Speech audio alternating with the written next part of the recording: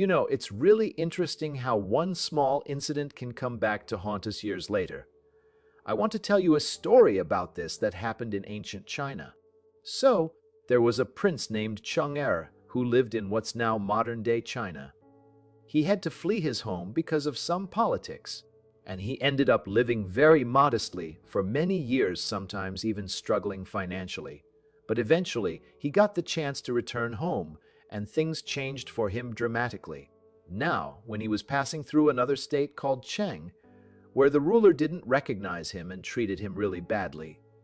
Years went by, and then Chang'er finally got his revenge. He gathered a huge army and marched on Cheng, took over 8 cities, destroyed the entire kingdom, and even exiled the ruler himself. What's so interesting about this story is that it shows us how important it is to be careful not to offend people, no matter who they are or what they seem like.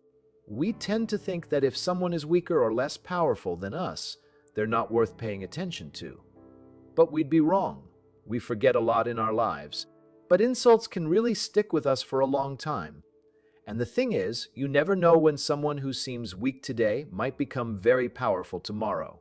So, it's always better to swallow your pride and avoid offending people, even if they seem like they're not worth it.